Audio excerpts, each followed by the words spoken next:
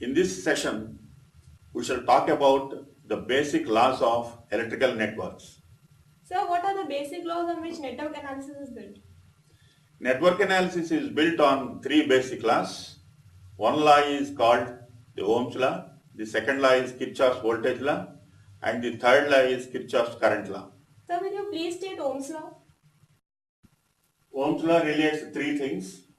One is the voltage, second is the current, and the third is the resistance. It can be stated formally like this. Ohm's law states that the voltage V across a resistor is directly proportional to the current I flowing through that particular resistance. So, can you please illustrate Ohm's law with an example?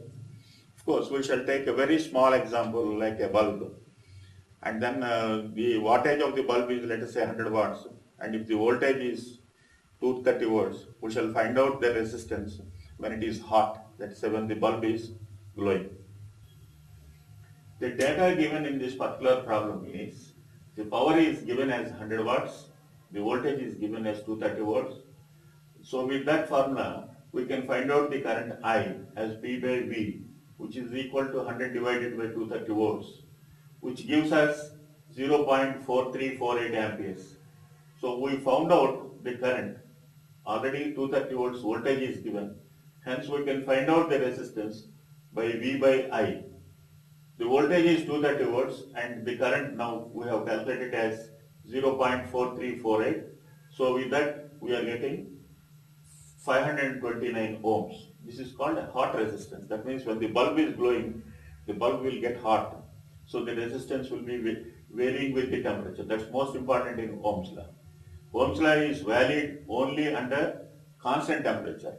In the network analysis we study, we assume that all the resistance will maintain the same temperature. And cold resistance is small compared to this.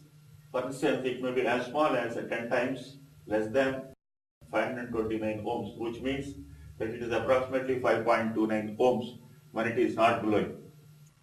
So, can you please illustrate Ohm's law with another example? Yes, we shall take a voltage source at a simple resistance and we shall find out how much current is flowing through that, what is the power in it, and what is the conductance of that particular resistance. The data given here is this. The voltage of the voltage source is given as 30 volts. It is connected to 5 kilo ohms. So R is 5 kilo ohms. 5 kilo ohms is also represented as 5000 ohms. So with this data, we can find out the current I. Current I is V divided by R. This is Ohm's law. And then this is 30 volts divided by 5 kilo ohms, which is equal to 6 milliamperes. So that's the first answer. The second answer we would like to find out is the conductance, which is reciprocal of resistance. This is 1 divided by R. So 1 divided by 5 kilo ohms, which is equal to 0.2 millisiemens. Remember that Siemens is the unit for conductance, just like ohms is the unit for resistance. And the third thing we have to find out is the power P. Power P is the voltage multiplied by the current. Voltage here is 30 volts, current is 6 milliamperes, so we get 180 milliwatt. So this is the result.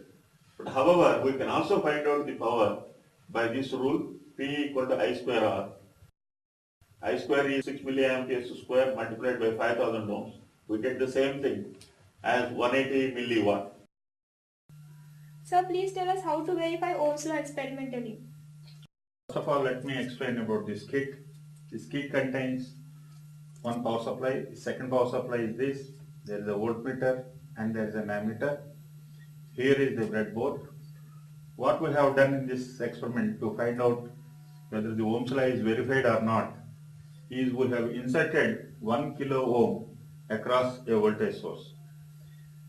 This voltmeter shows 2.09 volts. Please note down. And the current is 2.0 milliamperes. If I change it to another voltage, let us say 4.15, 4.16 volts, the current is 4.1 milliampere. If I change it again to, let us say, 6.12 is the voltage, 6.1 is the current. So like that, we can change the various voltages and correspondingly the current changes. So for instance, if the voltage is 10.12 volts, the current is 10.2 milliamperes. So let us note down all these values and find out whether the Ohm's law is verified or not. This is the very simple circuit for which we have verified the Ohm's law. This is a source, it is variable, it is 0 to 15 volts, and across that source this resistance 1 kilo ohm is connected. Then by changing this source, for one current we got the value as 2 milliamperes and the voltage is 2.09 volts. For 4.1 milliamperes we got 4.16 volts. So like that, for 6 milliamperes we got 6 volts, for 10 milliamperes we got 10 volts within the experimental errors. So that's why V equal to I into R is verified. That's how we verify the Ohm's law.